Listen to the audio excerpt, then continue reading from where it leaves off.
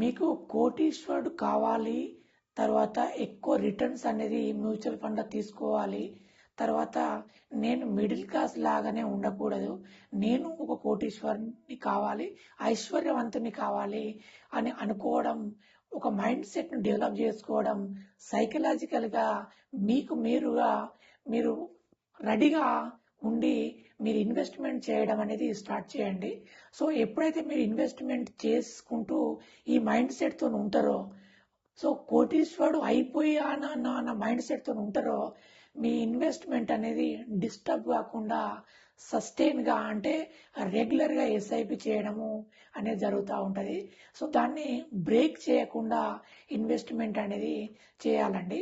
So ఎలాగంటే మీరు ఎప్పుడైతే స్ట్రాంగ్ డిటర్మినేషన్తో ఉంటారో, పర్సీవరెన్స్తో ఉంటారో, ఒక దృఢ సంకల్పంతో ఉంటారో, నేను ఒక 10 సంవత్సరాల్లో కోటీశ్వరుని కావాలి, తర్వాత అందరు కోటీశ్వర్లు అవుతుండ్రు, నేను మిడిల్ క్లాస్ లాగానే ఎందుకు ఉండిపోవాలి, నేను ఎందుకు కోటీశ్వరుని కాకూడదు అని ఒక ఆలోచన మీ ఆలోచనలలో రావాలండి.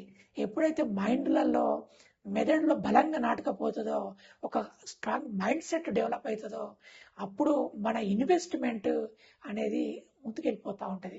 కాబట్టి ఇన్వెస్ట్మెంట్ చేయాలి, తర్వాత రెగ్యులర్ ప్యాటర్న్తో ఇన్వెస్ట్మెంట్ చేయాలి, ఎక్కడ బంద్ కాకూడదు, కంటిన్యూటీ అనేది చేయాలి. కంటిన్యూటీగా మనం ఇన్వెస్ట్మెంట్ చేసినప్పుడు ఒక 10-15 సంవత్సరాల్లో కోటీశ్వరుడు కావడం అనేది కాకపోవడం అనేది ఈ రోజులలో పెద్ద విషయం కాదండి. కాబట్టి ఇన్వెస్ట్మెంట్ చేయండి, హ్యాపీగా మీకు మీరుగా అనుకోండి నేను కోటీశ్వరుని కాబోతున్నానని.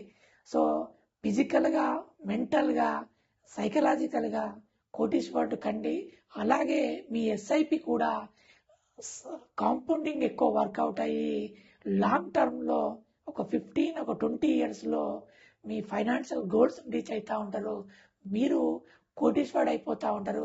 సైకలాజికల్గా కాకుండా, మెంటల్గా కాకుండా, రియల్గా మీ ఎస్ఐపిలలో మీ కార్పస్ చూసుకున్నప్పుడు కోటీశ్వరుడు అనే అక్షరాలు కనబడతా ఉంటాయి. కాబట్టి మీ ఇన్వెస్ట్మెంట్ చేయండి.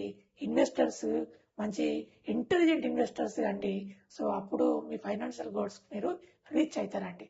ఓకే అండి, థ్యాంక్ యూ సో మచ్.